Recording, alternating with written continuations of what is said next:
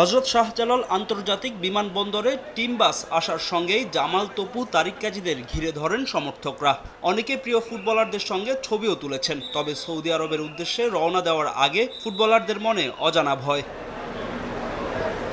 সৌদিতে conditioning camp শেষে ৩০ সদস্যের স্কোয়াড নেমে আসবে ২৩-এ। তাইফে যাদের পারফরমেন্স ভালো হবে তারাই থাকবেন চূড়ান্ত দলে। আলামিন নোভাদের সামনে অপেক্ষা করছে কঠিন চ্যালেঞ্জ।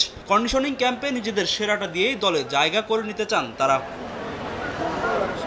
গেল কয়েক বছর সৌদি আরবে কন্ডিশনিং ক্যাম্প করে আসছে লাল সবুজ দল। এশিয়ান কাপ বাছাইয়ে ভারত ম্যাচের আগে সর্বোচ্চ প্রস্তুতি নিতে সৌদিতে ১১ দিনের ক্যাম্প করবে কাবরেরা বাহিনী। সঙ্গে খেলবে প্রস্তুতি ম্যাচও। সেখানেই দলের সঙ্গে যোগ দেবেন ফাহমিদুল আর হামজা যোগ দেবেন ঢাকায়। এই দুই ফুটবলার নিয়ে বেশ ইতিবাচক কোচ হাবিয়ার কাবরেরা। যে কোনো কন্ডিশনেই দলের সঙ্গে মানিয়ে নেবেন তারা।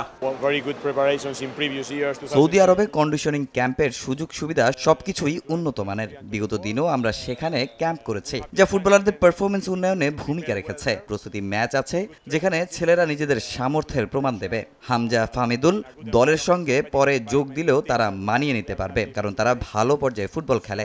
আবহাওয়া তাদের জন্য কোনো সমস্যা হবে না। আশা করি সৌদি আরবে দলের ভালো প্রস্তুতিটাই হবে। ইনসেক্ট রিপেলেন্ট মাস্টার ব্যাচ যুক্ত আরএফএল ওয়াট্রো, কাপড় যত্নে রাখার নাম্বার 1 সলিউশন। দলে জায়গা পাওয়া নিয়ে ফুটবলারদের মধ্যে চলছে প্রতিযোগিতা। সৌদি আরবের ক্যাম্প নিয়ে ইতিবাচক অধিনায়ক জামাল ভুঁইয়া সুদানের বিপক্ষে নিজেকে প্রমাণ করতে চান JB6। তবে প্রস্তুতি ম্যাচের বাকি দুই প্রতিপক্ষ এখনো চূড়ান্ত করতে পারেনি বাফুফে। এদিকে ভিসা জটিলতায় এদিন দলের সঙ্গে বিমান ধরতে পারেননি ডিফেন্ডার রহমত মিয়া। সৌদি ক্যাম্পে ওইখানে 3টা ম্যাচ আছে।